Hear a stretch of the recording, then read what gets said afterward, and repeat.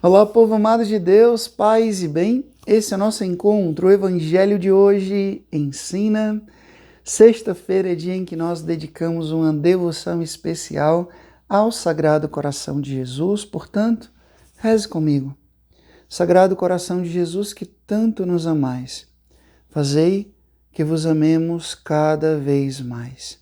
Sagrado Coração de Jesus, tende piedade de nós. Abra agora a sua Bíblia e acompanha comigo o Evangelho de hoje, Lucas capítulo 5, do versículo 12 até o versículo 16. Lucas capítulo 5, do versículo 12 até o versículo 16, que diz assim: Aconteceu que Jesus estava numa cidade e havia aí um homem leproso. Vendo Jesus, o homem caiu aos seus pés e pediu: Senhor, se queres, tu tens o poder de me purificar. Jesus estendeu a mão, tocou nele e disse: Eu quero, fica purificado. E imediatamente a lepra o deixou.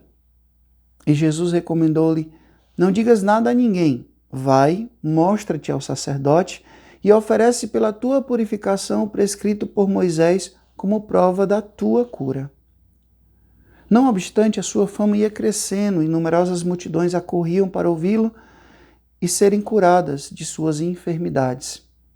Ele, porém, se retirava para lugares solitários e se entregava à oração. Palavra da salvação, glória a vós, Senhor. Repita comigo agora, por favor. Se você puder, até escreva aqui embaixo nos comentários. Senhor, se queres, tu tens o poder de me purificar. Senhor, se queres, tu tens o poder de me purificar. Estamos vivenciando a semana da Epifania do Senhor.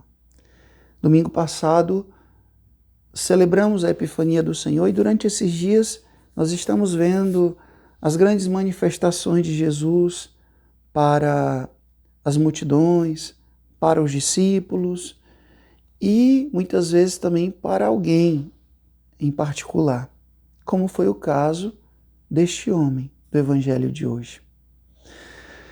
A primeira coisa que eu queria partilhar com vocês é que eu cresci em uma cidade que tem uma colônia de rancenianos. É um antigo leprosário. Hoje a gente não chama lepra, chama hanseníase. E imagina, 40 anos atrás, eu me lembro que mesmo essa doença já tendo cura, como existia e existe ainda um grande preconceito, né, para aquela pessoa que adquire a hanseníase. Um grande preconceito, um grande medo. Imagina isso na época de Jesus, que essa doença altamente contagiosa não tinha cura, e as pessoas que adquiriam essa doença, elas tinham que ser excluídas completamente da vida da sociedade. Não somente da sociedade, mas também da prática religiosa. Por quê, Frei? Primeiro, como eu já disse, né, porque é uma doença contagiosa. Então a pessoa tinha que ser colocada completamente para fora da cidade. Ela devia se vestir de um modo todo esfarrapado mesmo, um sininho, e se alguém se aproximasse, ela devia gritar impuro, impuro. Né? E pior, essa pessoa, ela trazia não somente as feridas no corpo, o corpo que ia se deformando, mas também a ferida na alma, a ferida da marginalização, do preconceito. Porque a compreensão religiosa, e a gente lembra que Jó também ficou leproso, lá no Antigo Testamento, os amigos ficaram dizendo: tu tá doente assim porque tu cometeu algum pecado. Diz pra gente. Então, naquela época, alguém que fosse uma pessoa deficiente ou adquirisse uma determinada doença, era como se ela estivesse pagando ela estava sendo castigada, estivesse pagando por algum pecado que cometeu. Ou ela ou alguém da sua família. Lembra quando os discípulos perguntaram, Senhor, ele está desse jeito aí porque ele ou alguém da família dele pecou?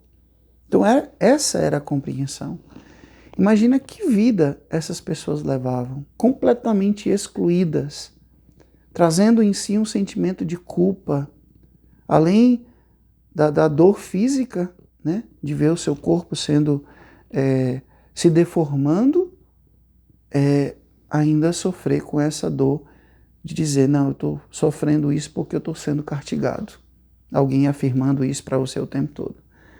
E esse homem então chega para Jesus, é bonito, diz aqui que ele caiu aos pés do Senhor. Uma postura de adoração, de reconhecimento do poder de Jesus.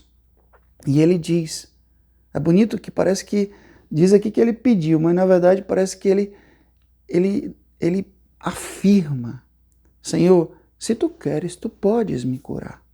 Ele não disse assim, Senhor, me cura. Senhor, se tu queres, tu podes me curar. São palavras, é uma frase de muita convicção. Às vezes parece que a gente vai para a oração meio que desconfiada de Deus. Parece que não existe no nosso coração essa convicção, essa segurança, essa certeza de que de fato Jesus pode me curar. É uma oração um pouco desconfiada. Mas ele não. Ele diz, né? Se tu queres, tu podes me curar. Que quando a gente for rezar agora, vá com essa convicção. Não faltando com respeito, blasfemando, não, mas convicto. Né? É interessante que Jesus ele até se surpreende com a fé de algumas pessoas. A fé daquela cananeia, a fé daquele centurião romano.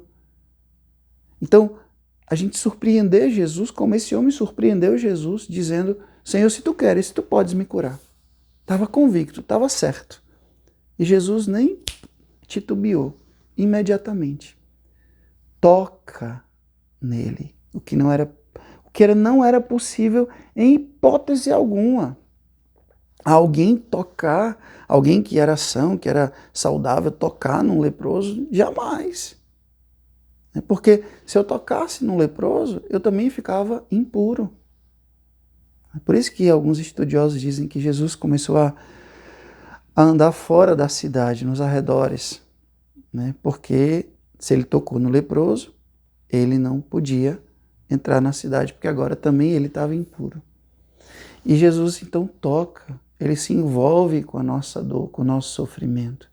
Ele não apenas tem dó, tem pena, mas ele tem compaixão, paixão com. E aí ele diz o que a lei prescrevia. Vá lá, se mostre aos sacerdotes, prove para o sacerdote, porque o sacerdote era ele que fazia a revista, né? Ele averiguava para ver se realmente a pessoa estava curada, e aí dizia, pronto, você agora pode voltar para o convívio social. Você vai fazer esse sacrifício aqui, Jesus diz, né? Oferece pela tua purificação que é prescrito. A pessoa tinha que fazer uma oferenda, né? E agora sim poder voltar para a vida social. Jesus obedece à lei de Moisés. Jesus respeita as regras da sua fé, da sua religião. Que bonito isso, né? E aquele homem vai. E o evangelho de hoje termina o trecho dizendo que ele ia para lugares solitários. É sempre esse movimento. Jesus está com os discípulos, Jesus está com a multidão, mas ele sempre volta para a intimidade com o Pai. Sempre volta para a oração. Nós estamos no comecinho do ano. Hoje já estamos aí quase no dia 10 de janeiro. Será que a sua vida de fé, a sua vida de oração, ela está progredindo ou ela está regredindo, ou ela está estagnada? Jesus ele sempre volta para a oração. E se Jesus sempre volta para a oração, esse também deve ser o nosso caminho. Estar com as pessoas, realizar a missão, mas sempre voltar para ficar com Ele. O Senhor esteja convosco, Ele está no meio de nós. Que Deus Todo-Poderoso vos abençoe. Ele que é Pai, Filho e Espírito Santo, Deus os deu céu, paz e bem. Até amanhã, se Deus quiser.